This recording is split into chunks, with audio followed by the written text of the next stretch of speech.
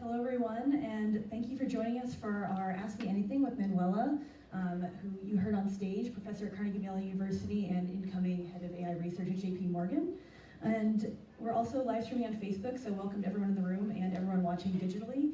I'm Erin Winnick, the associate editor of the Future of Work here at Technology Review. I write Clocking In, our Future of Work newsletter, as well as the Download, our daily tech newsletter.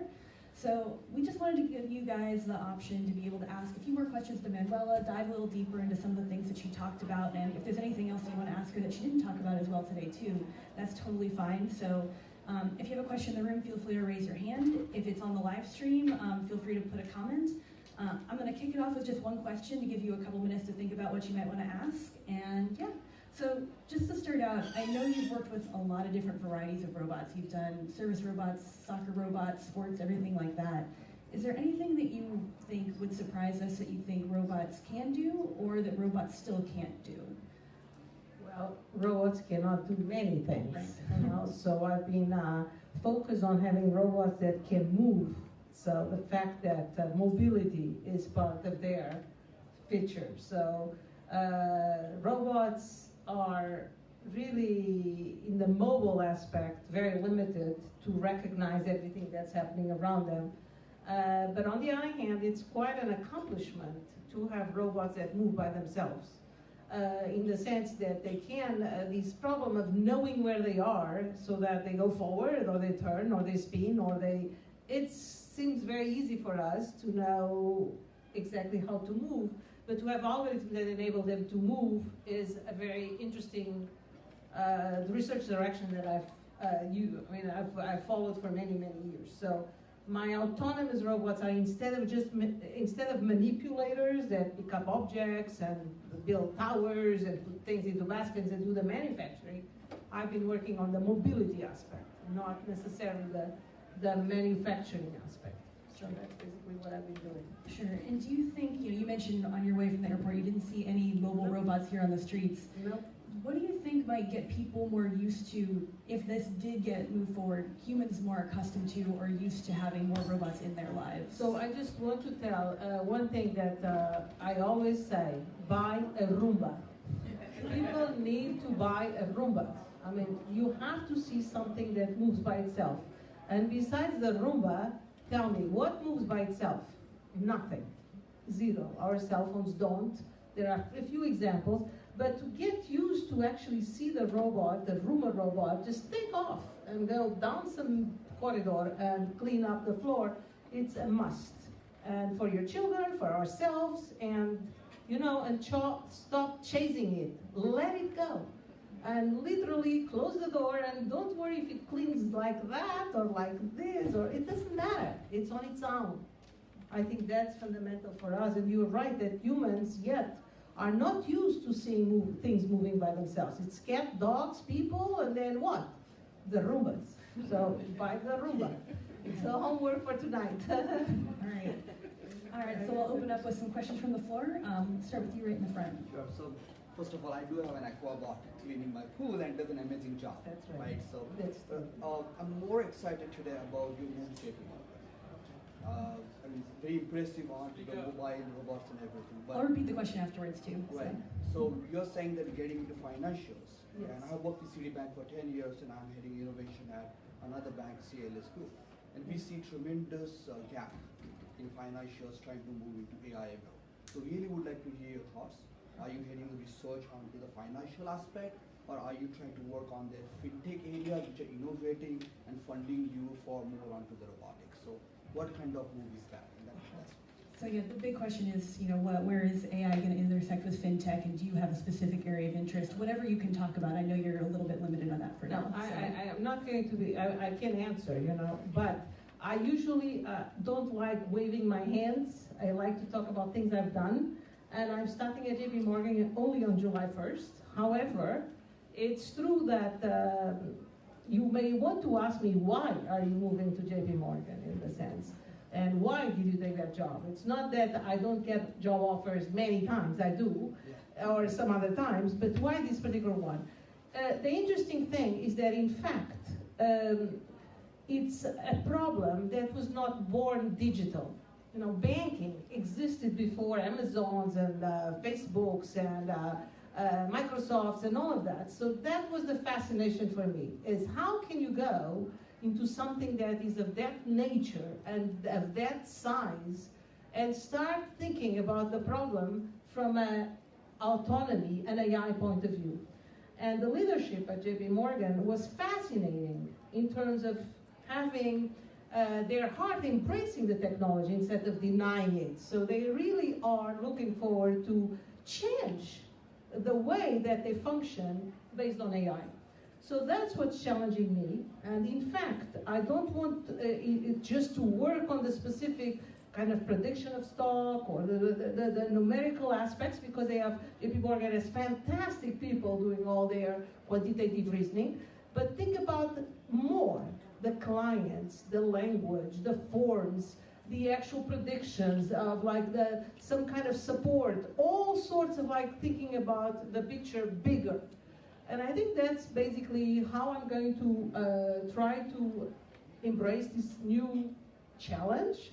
And we'll see. I mean, I do like my robots, but I'll put them aside for a while. And you know, I just want to share with you, in some sense, think about this. I've been doing robots and autonomy for eternity, for 32 years, for 33 years, I don't know.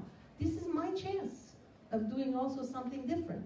This is my chance of bringing whatever I learned in terms of adversarial environments in robot soccer, in terms of autonomy, sensing, data, decisions, and so on, to a different world.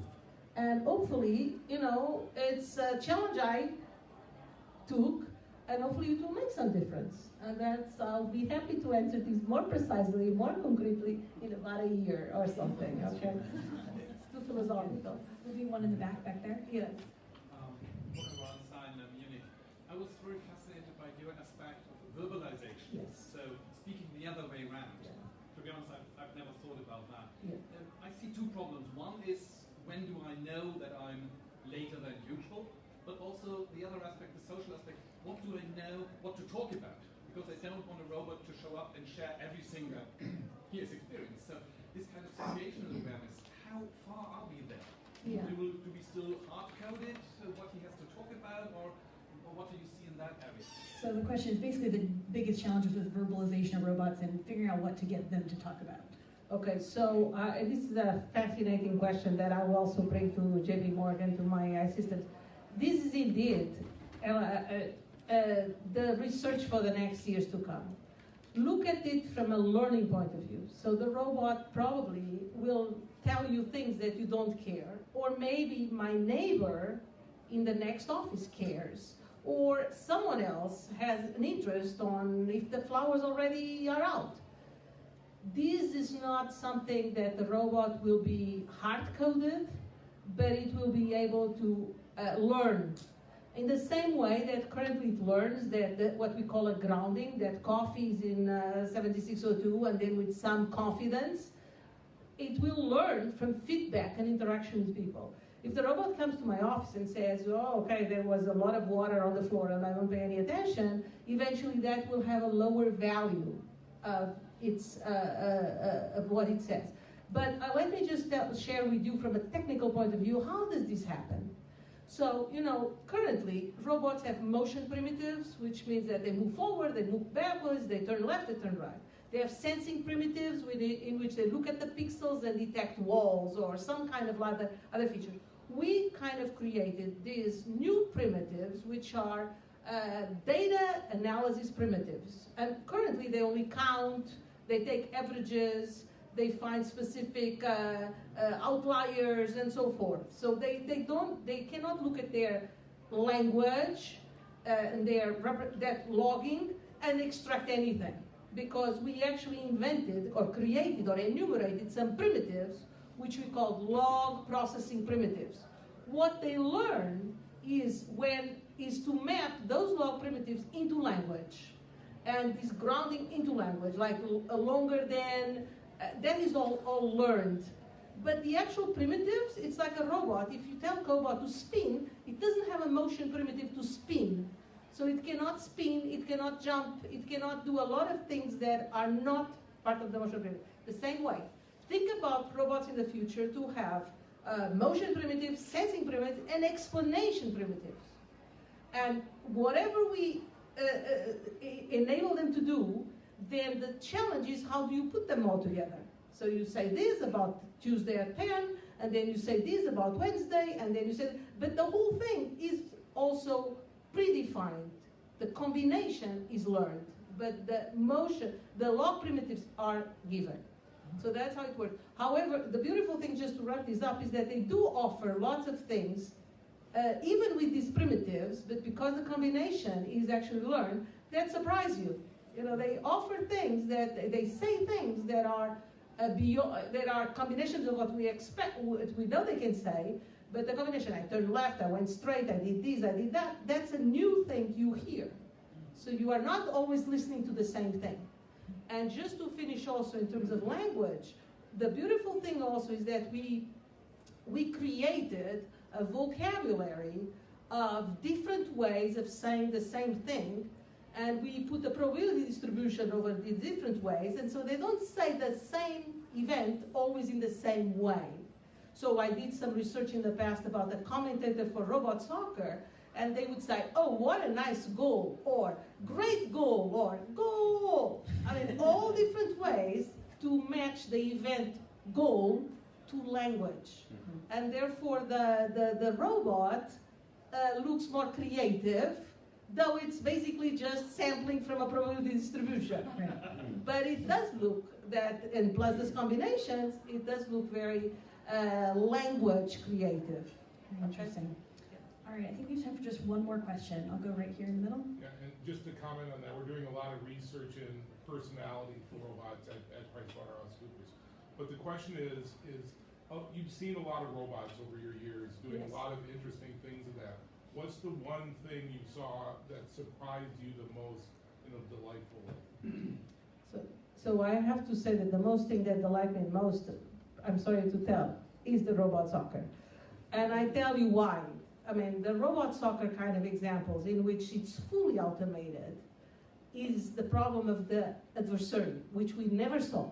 I mean, cobot, basically it's always chairs and tables and corridors and people and flowers and blah.